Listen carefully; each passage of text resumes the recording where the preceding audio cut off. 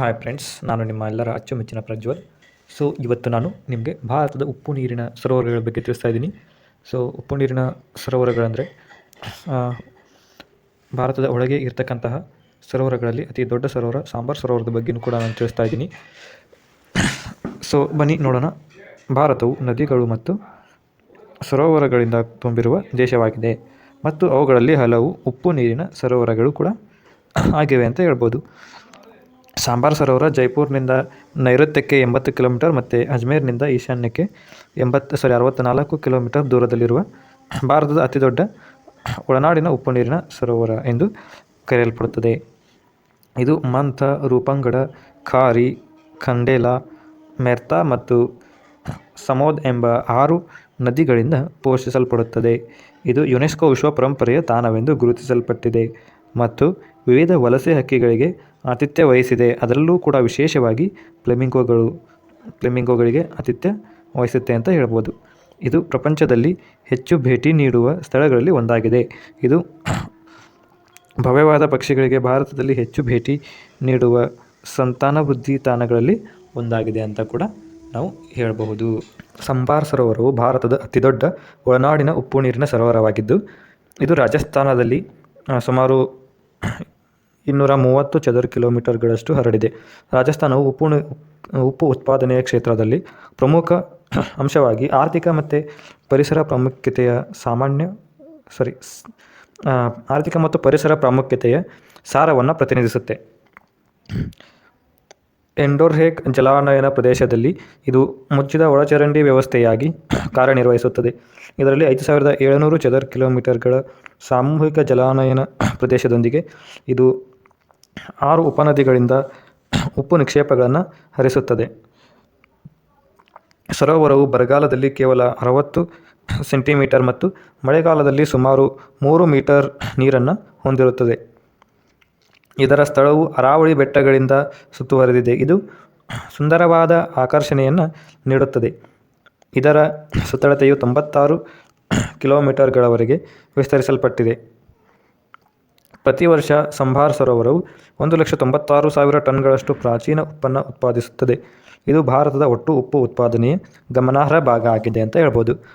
ಇದರ ಪ್ರಾಮುಖ್ಯತೆಯು ಕೇವಲ ಆರ್ಥಿಕ ಮೌಲ್ಯವನ್ನಷ್ಟೇ ಅಲ್ಲದೆ, ಇದು ರಾಮ್ಸರ್ ತಾಣ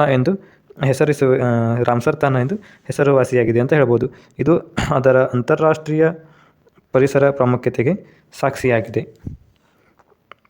ಸರೋವರವು ಅಸಂಖ್ಯಾತ ವಲಸೆ ಹಕ್ಕಿಗಳಿಗೆ ಪ್ರಮುಖ ಆವಾಸ ಸ್ಥಾನವಾಗಿ ಕಾರ್ಯನಿರ್ವಹಿಸುತ್ತದೆ. ಆವಾಸ ಸ್ಥಾನ ಅಂದರೆ ವಾಸವಾಗುವ ಸ್ಥಾನ. ವಿಶೇಷವಾಗಿ ಉತ್ತರ ಏಷ್ಯಾ ಮತ್ತು ಸೈಬೇರಿಯಾದಿಂದ ಬರುವ ಸಾವಿರಾರು ಗುಲಾಬಿ ಫ್ಲೆಮಿಂಗೋಗಳು ಮತ್ತು ಇತರ ಜಾತಿಗಳಿಗೆ ಇದು ಆವಾಸ ಸ್ಥಾನ ಆಗಿದೆ ಅಂತ ನಾವು ಇಲ್ಲಿ ಹೇಳಬಹುದಾಗಿದೆ. ಈಗ ಸಾಂಬಾರ್ ಸರೋವರದ ಇತಿಹಾಸವನ್ನು ನೋಡೋಣ. ಇದಕ್ಕೆ ಹೆಸರು ಹೇಗೆ ಬಂತು ಅಂತ ನೋಡೋಣ. ಭಾರತೀಯ ಮಹಾಕಾವ್ಯ ಮಹಾಭಾರತದ ಪ್ರಕಾರ ಸಾಂಬಾರ್ ಸರೋವರವು ಒಮ್ಮೆ ರಾಕ್ಷಸ ರಾಜ ವೃಷಪರ್ವನಿಂದ ಆಳಲ್ಪಟ್ಟ ಸಾಮ್ರಾಜ್ಯದ ಭಾಗ ಆಗಿತ್ತು. ಅಲ್ಲಿ ಅವನ ಪುರೋಹಿತ ಶುಕ್ರಾಚಾರ್ಯ ವಾಸಿಸುತ್ತಿದ್ದ. ದಂತಕಥೆಯ ಪ್ರಕಾರ ಚೌಹಾನ ರಾಜವಂಶದ ಪೋಷಕ ದೇವತೆ ಮತ್ತು ಶಿವನ ಪತ್ನಿ ಶಾಕಂಭರಿ ದೇವಿಯು ತನ್ನ ಸೇವೆಗಾಗಿ ದಟ್ಟವಾದ ಅರಣ್ಯವನ್ನು ಬೆಳ್ಳಿಯ ಕ್ಷೇತ್ರವಾಗಿ ಪರಿವರ್ತಿಸಿದಳು. ಸಂಭಾವ್ಯ ದುರಾಶೆ ಮತ್ತು ಅಂತಹ ಸಂಪತ್ತಿನೊಂದಿಗಿನ ಸಂಘರ್ಷದ ಬಗ್ಗೆ ಕಾಳಜಿ ವಹಿಸಿದ ನಿವಾಸಿಗಳು ಬೆಳ್ಳಿಯ ಮೈದಾನವನ್ನು ಸಮಾನವಾಗಿ ಪರಿವರ್ತಿಸಲು ಒತ್ತಾಯಿಸಿದರು. ಆದ್ದರಿಂದ ಶಾಕಂಭರಿಯಿಂದ ಬಂದಿರುವ ಸಾಂಬಾರ್ ಎಂಬ ಹೆಸರು ಬಂದಿದೆ. 6ನೇ ಶತಮಾನದ ಸುಮಾರಿಗೆ ಈ ಬದಲಾವಣೆ ನಡೆದಿದೆ ಎಂದು ಹೇಳಲಾಗುತ್ತದೆ.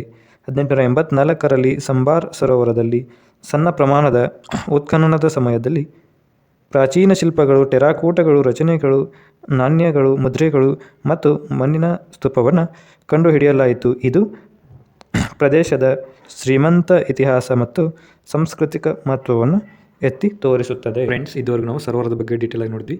ಈಗ ಭಾರತದ ಟಾಪ್ 10 ಸರೋವರಗಳು ಯಾವ್ಯಾವ ಅಂತ ನೋಡೋಣ. ಅಂದರೆ ಭಾರತದ ಟಾಪ್ 10 ಉಪ್ಪು ನೀರಿನ ಸರೋವರಗಳು ಯಾವ್ಯಾವಿದೆ ಅನ್ನೋದನ್ನು ನಾವು ನೋಡೋಣ. ಅದಕ್ಕಿಂತ ಮುಂಚೆ ಒಂದು ಸಣ್ಣ ನೋಟ್ ಇದೆ, ಅದನ್ನು ನೋಡಿಕೊಂಡು ಅದನ್ನು ನೋಡೋಣ. ಸರೋವರದ ಮುಚ್ಚಿದ ಒಳಚರಂಡಿ ವ್ಯವಸ್ಥೆಯಿಂದಾಗಿ ಹರಿಯಲು ಸಾಧ್ಯವಾಗದ ಖನಿಜಗಳನ್ನು ಒಳಗೊಂಡಿರುವ ನೀರಿನ ಹರಿವಿನಿಂದ ಉಪ್ಪು ಸರೋವರಗಳು ರೂಪುಗೊಳ್ಳುತ್ತವೆ. ನೀರು ಆವಿಯಾಗಿ ಉಪ್ಪು ಸಂಗ್ರಹವಾಗುತ್ತೆ, ಲವಣಾಂಶವನ್ನು ಹೆಚ್ಚಿಸುತ್ತದೆ ಮತ್ತು ಉಪ್ಪು ಉತ್ಪಾದನೆಗೆ ಕಾರಣವಾಗುತ್ತೆ. ಹೆಚ್ಚಿನ ಲವಣಾಂಶ ಹ್ಯಾಲೋಫಿಲಿಕ್ ಜೀವನವನ್ನು ಉತ್ತೇಜಿಸುತ್ತದೆ. ಇದು ಬಹುಕೋಶೀಯ ಜೀವಿಗಳನ್ನು ಹೆಚ್ಚಾಗಿ ಮಿತಿಗೊಳಿಸುತ್ತದೆ. ಆಮೇಲೆ ಹೈಪರ್ಸಲೈನ್ ಎಂದು ಕರೆಯಲ್ಪಡುವ ಕೆಲವು ಉಪ್ಪು ಸರೋವರಗಳು ಸಮುದ್ರದ ಲವಣಾಂಶವನ್ನು ಮೀರುತ್ತವೆ.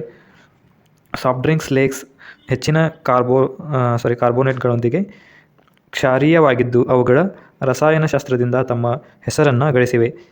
ಸೊ ಇಲ್ಲಿ ನಾವು ಟಾಪ್ 10 ಸರೋವರಗಳು ಯಾವುವು ಅಂತ ನೋಡ್ತಾ ಹೋಗೋದಾದರೆ, ಫಸ್ಟಿಗೆ ಬರೋದು ಸಂಭಾರ್ ಸರೋವರ. ನಾನು ಮೇಲ್ಗಡೆ ಏನು ನಿಮಗೆ ಡಿಫೈನ್ ಮಾಡಿದ್ದೀನಿ ಆ ಸರೋವರ, ಇದು ರಾಜಸ್ಥಾನದಲ್ಲಿ ಕಂಡುಬರುತ್ತೆ. ಆಮೇಲೆ ನೆಕ್ಸ್ಟ್ ಸೆಕೆಂಡ್ ಒನ್ ಚಿಲ್ಕಾ ಸರೋವರ, ಇದು ಒಡಿಶಾದಲ್ಲಿ ಕಂಡುಬರುತ್ತೆ. ನೆಕ್ಸ್ಟು ಪ್ಯಾಂಗೋಂಗ್ ಟಿಎಸ್ಒ ಸರೋವರ, ಇದು ಲಡಾಖ್ನಲ್ಲಿ ಕಂಡುಬರುತ್ತೆ. 4ನೇದು ಪುಲಿಕಾಟ್ ಸರೋವರ, ಆಂಧ್ರ ಪ್ರದೇಶದಲ್ಲಿ ಇದು ಕಂಡುಬರುತ್ತೆ. ಇದು ಪಚ್ಪದ್ರಾ ಸರೋವರ, ಇದು ರಾಜಸ್ಥಾನದಲ್ಲಿ ಕಂಡುಬರುತ್ತೆ. 6 ಲೂನಾರ್ ಸರೋವರ, ಇದು ಮಹಾರಾಷ್ಟ್ರದಲ್ಲಿ ಕಂಡುಬರುತ್ತೆ. ಸೊ ಇದು ಉಲ್ಕೆ ಬಡಿದು ಹೋಗಿರೋದ್ರಿಂದ ನಿರ್ಮಾಣ ಆಗಿರತಕ್ಕಂತಹ ನೈಸರ್ಗಿಕವಾದಂತಹ ಸರೋವರ. ಸೊ ಇದನ್ನು ಕೆಂಪು ಸರೋವರ ಅಂತಲೂ ಕೂಡ ಕರೀತಾರೆ. ಸೊ ಇದರಲ್ಲಿರೋ ನೀರು ಕೆಂಪಗಿದೆ ಅಂತ ಹೇಳ್ತಾರೆ, ಬಟ್ ಯಾವುದೇ ರೀತಿಯಾಗಿ ನನಗೆ ಇನ್ಫಾರ್ಮೇಷನ್ ಇಲ್ಲ. ನಿಮಗೆ ಗೊತ್ತಿದ್ದರೆ ಕಮೆಂಟ್ನಲ್ಲಿ ತಿಳಿಸಿ. 7ನೇದು ಸೊ ಮೊರೇರಿ, ಇದು ಕೂಡ ಲಡಾಖ್ನಲ್ಲಿ ಬರುತ್ತೆ. ಆಮೇಲೆ ಲಖ್ಪತ್ ಸರೋವರ, ಇದು ಗುಜರಾತ್ನಲ್ಲಿ ಬರುತ್ತೆ. ಆಮೇಲೆ ಕನ್ವರ್ ಸರೋವರ ಬಿಹಾರದಲ್ಲಿ ಬರುತ್ತೆ. ಆಮೇಲೆ ಚಿಲ್ಕಿಯಾ ಸರೋವರ ಉತ್ತರಾಖಂಡ್ನಲ್ಲಿ ಬರುತ್ತೆ. ಕನ್ಫ್ಯೂಸ್ ಆಗೋಕ್ಬಿಡಿ. ಚಿಲ್ಕಾ ಸರೋವರ ಇದು ಒಡಿಶಾದಲ್ಲಿ ಬರುತ್ತೆ. ಚಿಲ್ಕಿಯಾ ಅಂತ ಬಂದರೆ ಉತ್ತರಾಖಂಡ್ನಲ್ಲಿ ಬರುತ್ತೆ. ಫ್ರೆಂಡ್ಸ್, ಈಗ ನಾವು ಈ 10 ಸರೋವರದ ಬಗ್ಗೆ ಡಿಟೇಲ್ ಆಗಿ 1 ಬೈ 1 ನೋಡ್ತಾ ಹೋಗೋಣ. ಮೊದಲನೇದಾಗಿ ಸಂಭಾರ್ ಸರೋವರವು ರಾಜಸ್ಥಾನದಲ್ಲಿ ಕಂಡುಬರುತ್ತೆ. ಈ ಸರೋವರ ಭಾರತದ ಅತಿದೊಡ್ಡ ಒಳನಾಡಿನ ಉಪ್ಪು ಸರೋವರ ಆಗಿದೆ. ಮುಂದೆ ಆವೃತ್ತ ಸರೋವರ ಬರುತ್ತೆ. ಸೊ ಅದರಲ್ಲಿ ಒಡಿಶಾದಲ್ಲಿರೋ ಚಿಲ್ಕಾ ಪ್ರಥಮ ಸ್ಥಾನದಲ್ಲಿದೆ. ಇದು ಒಳನಾಡಿನ ಉಪ್ಪು ಸರೋವರ, ಅತಿದೊಡ್ಡ ಒಳನಾಡಿನ ಉಪ್ಪು ಸರೋವರ ಆಗಿರತಕ್ಕಂಥದ್ದು. ಇದು ಉಪ್ಪು ಉತ್ಪಾದನೆಯ ಪ್ರಮುಖ ಮೂಲವಾಗಿದೆ. ಮಾನ್ಸೂನ್ ಸಮಯದಲ್ಲಿ ಸರೋವರವು ನೀರಿನಿಂದ ತುಂಬುತ್ತದೆ, ಆದರೆ ಶುಷ್ಕ ಕಾಲದಲ್ಲಿ ಸರೋವರವು ಬಿಳಿ ಉಪ್ಪಿನ ವಿಶಾಲವಾದ ಸಮತಟ್ಟಾದ ಪದರವಾಗಿ ಬದಲಾಗುತ್ತೆ. ಈಗ ನೆಕ್ಸ್ಟು ಚಿಲ್ಕಾ ಸರೋವರ, ಇದು ಒಡಿಶಾದಲ್ಲಿ ಕಂಡುಬರುತ್ತೆ. ಚಿಲ್ಕಾ ಸರೋವರವು ಒಡಿಶಾದಲ್ಲಿದೆ. ಇದು ಏಷ್ಯಾದ ಅತಿದೊಡ್ಡ ಉಪ್ಪು ನೀರಿನ ಆವೃತ ಮತ್ತು ಭಾರತದ ಅತಿದೊಡ್ಡ ಕರಾವಳಿ ಆವೃತವಾಗಿದೆ. ಇದು ಉಪ್ಪು ನೀರಿನ ಸರೋವರವಾಗಿದ್ದರೂ ಅಂದರೆ ತಾಜಾ ಮತ್ತು ಉಪ್ಪು ನೀರಿನ ಮಿಶ್ರಣ, ಎರಡರ ಮಿಶ್ರಣವನ್ನು ನಾವು ಈ ಒಂದು ಸರೋವರದಲ್ಲಿ ಕಾಣಬಹುದು. ಉಪ್ಪು ನೀರಿನ ಸರೋವರ ಆಗಿದ್ದರೂ ಕೂಡ ಲವಣಾಂಶದ ಮಟ್ಟ ವರ್ಷವಿಡೀ ಏರಿಳಿತ ಆಗ್ತಾ ಇರುತ್ತೆ. ಇದು ವಲಸೆ ಹಕ್ಕಿಗಳಿಗೆ ಸ್ವರ್ಗ ಆಗಿದೆ ಅಂತ ಹೇಳ್ಬೋದು. ಚಳಿಗಾಲದಲ್ಲಿ 160ಕ್ಕೂ ಹೆಚ್ಚು ಜಾತಿಗಳು ಸರೋವರಕ್ಕೆ ಭೇಟಿ ನೀಡುತ್ತವೆ. ಈ ಸರೋವರವು ಏರಾವಡ್ಡಿ ಡಾಲ್ಫಿನ್ಗಳಿಗೆ ನೆಲೆಯಾಗಿದೆ. ಇದು ಪ್ರಮುಖ ಪ್ರವಾಸಿ ಆಕರ್ಷಣೆಯಾಗಿದೆ ಅಂತ ಹೇಳ್ಬೋದು. ಇವಾಗ ನೆಕ್ಸ್ಟ್ ಪ್ಯಾಂಗೋಂಗ್ ಟಿಎಸ್ಒ ಸರೋವರ. ಸೊ ಪ್ಯಾಂಗೋಂಗ್ ಟಿಎಸ್ಒ ಸರೋವರ ಲಡಾಖ್ನಲ್ಲಿ ಕಂಡುಬರುತ್ತೆ. ಯಾಕ್ ಎಂಬುದು ಎತ್ತರದ ಸರೋವರ ಆಗಿದ್ದು ಸುಮಾರು 4350 ಮೀಟರ್ಗಳಿಗಿಂತ ಹೆಚ್ಚು ಎತ್ತರದಲ್ಲಿ ಕಂಡುಬರುತ್ತೆ. ಈ ಸರೋವರ ತನ್ನ ಅದ್ಭುತ ಸೌಂದರ್ಯ ಮತ್ತು ನಿರಂತರವಾಗಿ ಬದಲಾಗುವ ಬಣ್ಣಗಳಿಗೆ ಹೆಸರುವಾಸಿಯಾಗಿದೆ. ಸರೋವರದ ಲವಣಾಂಶ ತುಂಬ ಹೆಚ್ಚಾಗಿರುತ್ತೆ. ಜೀವನವು ಏಳಿಗೆಗೆ ಕಷ್ಟಕರವಾಗಿರುತ್ತೆ. ನೆಕ್ಸ್ಟ್ ಬಂದ್ಬಿಟ್ಟು ಪುಲಿಕಾಟ್ ಸರೋವರ ಆಂಧ್ರ ಪ್ರದೇಶದಲ್ಲಿ ಕಂಡುಬರುತ್ತೆ. ಈ ಸರೋವರ ಚಿಲ್ಕಾ ಸರೋವರದ ನಂತರ ಭಾರತದ 2ನೇ ಅತಿದೊಡ್ಡ ಉಪ್ಪು ನೀರಿನ ಆವೃತ ಆಗಿದೆ. ಈ ಸರೋವರ ಪಕ್ಷಿಗಳು ಮತ್ತು ಮೀನುಗಳಿಗೆ ಪ್ರಮುಖ ಆವಾಸ ಸ್ಥಾನ ಆಗಿದೆ. ಈ ಸರೋವರವು ಬೋಟಿಂಗ್ ಮತ್ತು ಮೀನುಗಾರಿಕೆಗೆ ಜನಪ್ರಿಯ ಒಂದು ಪ್ಲೇಸ್ ಸ್ಥಾನ ಆಗಿದೆ ಅಂತ ಹೇಳ್ಬೋದು. ನೆಕ್ಸ್ಟ್ ಪಚ್ಪದ್ರಾ ಸರೋವರ ರಾಜಸ್ಥಾನದಲ್ಲಿ ಕಂಡುಬರುತ್ತೆ. ಇದು ಹೆಚ್ಚಿನ ಸೋಡಿಯಂ ಕ್ಲೋರೈಡ್ ಅಂಶ ಮತ್ತು ಉಪ್ಪಿನ ಉತ್ಪಾದನೆಗೆ ಹೆಸರುವಾಸಿಯಾಗಿದೆ ಅಂತ ಹೇಳ್ಬೋದು. ಈ ಸರೋವರವು ಒಂದು ರಮಣೀಯ ತಾಣವಾಗಿದೆ ಮತ್ತು ಹಲವಾರು ವಿಶಿಷ್ಟ ಪಕ್ಷಿ ಪ್ರಭೇದಗಳಿಂದಾಗಿ ಪಕ್ಷಿ ವೀಕ್ಷಣವನ್ನು ಆಕರ್ಷಿಸುತ್ತದೆ. ಅಂದರೆ ಪಕ್ಷಿಯನ್ನು ನೋಡೋಕ್ಕೆ ಯಾರು ಬರ್ತಾರೆ ಅವರನ್ನು ಆಕರ್ಷಣೆ ಮಾಡುತ್ತೆ. ನೆಕ್ಸ್ಟು ಲೂನಾರ್ ಸರೋವರ, ಇದು ನಾನು ಹೇಳಿದ್ದಲ್ಲ ಆರ್ಟಿಫಿಷಿಯಲ್ ಲೇಕ್ ಅಂತ, ಇಲ್ಲೇ ಬರುತ್ತೆ ನೋಡಿ. ಅದು ಲೂನಾರ್ ಕ್ರೇಟರ್ ಸರೋವರವು ಮಹಾರಾಷ್ಟ್ರದಲ್ಲಿದೆ. ಯಾಕ್ ಸರೋವರವು ಉಲ್ಕಾಶಿಲೆಯ ಪ್ರಭಾವದಿಂದ ರೂಪುಗೊಂಡ ವಿಶಿಷ್ಟವಾದ ಲವಣಯುಕ್ತ ಸೋಡಾ ಸರೋವರವಾಗಿದೆ. ಈ ಸರೋವರವು ಅಂಡಾಕಾರದ ಆಕಾರದಲ್ಲಿದೆ ಮತ್ತು ಬಸಾಲ್ಟಿಕ್ ಬಂಡೆಗಳಿಂದ ಆವೃತವಾಗಿದೆ. ಸರೋವರದ ಹೆಚ್ಚಿನ ಲವಣಾಂಶವು ಪಾಚಿ ಮತ್ತು ಉಪ್ಪು ನೀರಿನ ಸಿಗಡಿಗಳ ವಿಶಿಷ್ಟ ಪರಿಸರ ವ್ಯವಸ್ಥೆಯನ್ನು ಬೆಂಬಲಿಸುತ್ತೆ. ಸೊ ವಾಟರ್ ರೆಡ್ ಕಲರ್ ಇರುತ್ತೆ ಅಂತ ಅಲ್ಲಿ ಡಿಫೈನ್ ಮಾಡಿಲ್ಲ, ಬಟ್ ಫೋಟೋದಲ್ಲಿದೆ. ನಾನು ನಿಮಗೆ ಫೋಟೋನ ಇಲ್ಲಿ ಹಾಕಿದ್ದೀನಿ. ಸೊ ನೀವು ಫೋಟೋನ ನೋಡ್ಕೊಳ್ಳಿ. ಇದು ಲೂನಾರ್ ಸರೋವರ. ನೆಕ್ಸ್ಟು ಚಿಲ್ಕಿಯಾ ಸರೋವರ. ಚಿಲ್ಕಿಯಾ ಸರೋವರವು ಭಾರತದ ಉತ್ತರಾಖಂಡ್ನಲ್ಲಿರುವ ಒಂದು ಉಪ್ಪು ನೀರಿನ ಸರೋವರವಾಗಿದೆ. ಸಿಹಿ ನೀರಿನ ಹೆಚ್ಚಿನ ಸರೋವರಗಳಿಗಿಂತ ಭಿನ್ನವಾಗಿ ಚಿಲ್ಕಿಯಾ ಸರೋವರವು ಉಪ್ಪು ನೀರನ್ನು ಹೊಂದಿದೆ. ಇದು ಸುಂದರವಾದ ಬೆಟ್ಟಗಳು ಮತ್ತು ಕಾಡುಗಳಿಂದ ಆವೃತವಾಗಿದೆ. ಇದು ಭೇಟಿ ನೀಡಲು ಶಾಂತಿಯುತ ಮತ್ತು ರಮಣೀಯ ಸ್ಥಳವಾಗಿದೆ. ಸರೋವರವು ವಿವಿಧ ಪಕ್ಷಿಗಳು ಮತ್ತು ಪ್ರಾಣಿಗಳಿಗೆ ನೆಲೆಯಾಗಿದೆ. ಅದರ ನೈಸರ್ಗಿಕ ಸೌಂದರ್ಯವನ್ನು ಸೇರಿಸುತ್ತದೆ. ಜನರು ಚಿಲ್ಕಿಯಾ ಸರೋವರವನ್ನು ಅದರ ಶಾಂತ ಪರಿಸರವನ್ನು ಆನಂದಿಸಲು ಭೇಟಿ ನೀಡುತ್ತಾರೆ, ಪಕ್ಷಿಗಳನ್ನು ವೀಕ್ಷಿಸುತ್ತಾರೆ ಮತ್ತು ಕೆಲವೊಮ್ಮೆ ಮೀನುಗಾರಿಕೆಗೆ ಹೋಗುತ್ತಾರೆ. ಸರೋವರದ ಉಪ್ಪು ನೀರು ವಿಶಿಷ್ಟವಾಗಿದೆ ಮತ್ತು ಇದು ಪ್ರದೇಶದ ಇತರ ಸರೋವರಗಳಿಗಿಂತ ಭಿನ್ನವಾಗಿದೆ. ಒಟ್ಟಾರೆಯಾಗಿ ಚಿಲ್ಕಿಯಾ ಸರೋವರವು ನಿಶ್ಶಬ್ದ ಮತ್ತು ಪ್ರಶಾಂತ ವಾತಾವರಣದಲ್ಲಿ ಪ್ರಕೃತಿಯ ಸೌಂದರ್ಯವನ್ನು ಆನಂದಿಸಬಹುದಾದ ವಿಶೇಷ ಸ್ಥಳವಾಗಿದೆ ಅಂತ ಹೇಳಬಹುದು. ಫ್ರೆಂಡ್ಸ್, ಇವಾಗ ನಾವು ಅಂತಿಮ ಘಟ್ಟಕ್ಕೆ ಬಂದಿದ್ದೀವಿ. ಸೊ ಕೊನೆಯದಾಗಿ ಭಾರತದಲ್ಲಿ ಉಪ್ಪು ನೀರಿನ ಸರೋವರಗಳ ಬಗ್ಗೆ ಏನೇನು ಮಹತ್ವ ಇದೆ ಅಂದರೆ, ಉಪ್ಪು ನೀರಿನ ಸರೋವರಗಳ ಮಹತ್ವ ಏನು ಅನ್ನೋದನ್ನು ನಾವು ಇವಾಗ ನೋಡ್ತಾ ಹೋಗೋಣ. ಪರಿಸರ ಮತ್ತು ಆರ್ಥಿಕ ಮೌಲ್ಯದ ಜಲಾಶಯಗಳು ಎಂದು ಕರೆಯಲ್ಪಡುವ ಉಪ್ಪು ಅಥವಾ ಲವಣಯುಕ್ತ ನೀರಿನ ಸರೋವರಗಳು ವಿವಿಧ ಪ್ರದೇಶಗಳಲ್ಲಿ ಅತ್ಯುನ್ನತ ಪ್ರಾಮುಖ್ಯತೆಯನ್ನು ಹೊಂದಿವೆ. ಸೊ ಫಸ್ಟಿಗೆ ಆರ್ಥಿಕವಾಗಿ ನೋಡೋಣ. ಅಂದರೆ ಇಲ್ಲಿ ಆರ್ಥಿಕವಾಗಿ, ಪರಿಸರೀಯವಾಗಿ, ಆಮೇಲೆ ಸಾಂಸ್ಕೃತಿಕವಾಗಿ, ಆಮೇಲೆ ವೈಜ್ಞಾನಿಕವಾಗಿ ಅಂತ 4 ಪಾರ್ಟ್ಸನ್ನು ಮಾಡಿದ್ದಾರೆ. ಸೊ ಈ 4 ವಿಧದ ಮಹತ್ವವನ್ನು ನಾವು ಕಾಣ್ತೀವಿ. ಸೊ ಅದರಲ್ಲಿ ಮೊದಲು ಆರ್ಥಿಕವಾಗಿ, ಇವು ವಿವಿಧ ಖನಿಜಗಳ ನೈಸರ್ಗಿಕ ಮೀಸಲುಗಳಾಗಿ ಕಾರ್ಯನಿರ್ವಹಿಸುತ್ತವೆ. ಪ್ರಾಥಮಿಕವಾಗಿ ಉಪ್ಪು ಆವಿಯಾಗುವಿಕೆಯ ಪ್ರಕ್ರಿಯೆಯ ಮೂಲಕ ಪಡೆಯಲಾಗುತ್ತದೆ.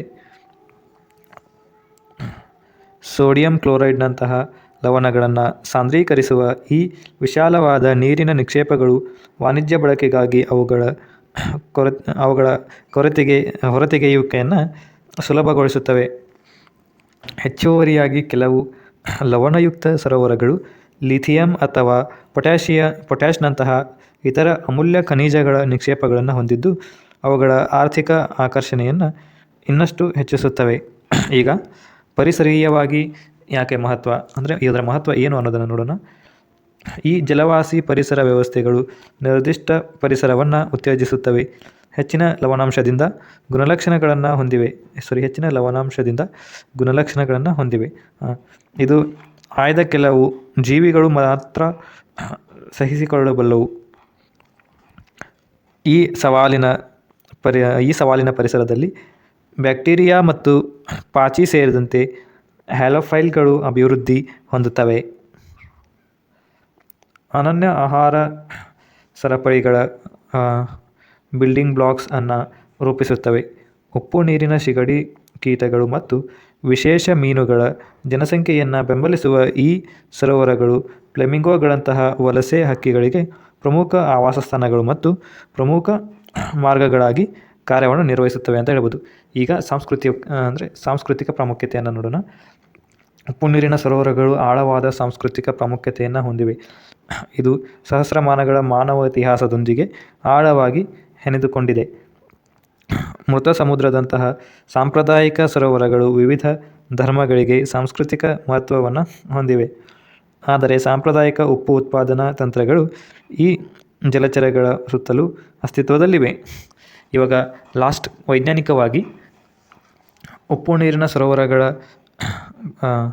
ವಿಪರೀತ ಪರಿಸ್ಥಿತಿಗಳು ಜೀವನ ರೂಪಗಳಲ್ಲಿ ರೂಪಾಂತರ ಕಾರ್ಯವಿಧಾನಗಳನ್ನು ಅಧ್ಯಯನ ಮಾಡಲು ಅಮೂಲ್ಯವಾದ ಅವಕಾಶಗಳನ್ನು ಒದಗಿಸುತ್ತವೆ ಮತ್ತು ಮಂಗಳದಂತಹ ಭೂಮ್ಯಾತೀತ ಪರಿಸರವನ್ನು ಅನ್ವೇಷಿಸಲು ಪ್ರಮುಖ ಸಾದೃಶ್ಯಗಳನ್ನು ಒದಗಿಸುತ್ತದೆ. ಸೊ ಇಲ್ಲಿಗೆ ಉಪ್ಪು ನೀರಿನ ಸರೋವರಗಳ ಬಗ್ಗೆ ಈ ಒಂದು ವಿಡಿಯೋನ ನಾನು ಇಲ್ಲಿಗೆ ಮುಗಿಸ್ತಾ ಇದ್ದೀನಿ. ವಿಡಿಯೋ ಏನಾದರೂ ಇಷ್ಟ ಆದರೆ ಲೈಕ್ ಮಾಡಿ, ಶೇರ್ ಮಾಡಿ, ಹಾಗೆ ನಿಮ್ಮ ಫ್ರೆಂಡ್ಸ್ಗೂ ಕೂಡ ಶೇರ್ ಮಾಡಿ ಅಂತ ಹೇಳ್ತಾ ಈ ವಿಡಿಯೋನ ಇಲ್ಲಿಗೆ ಮುಗಿಸ್ತಾ ಇದ್ದೀನಿ. ಬಾಯ್ ಬಾಯ್.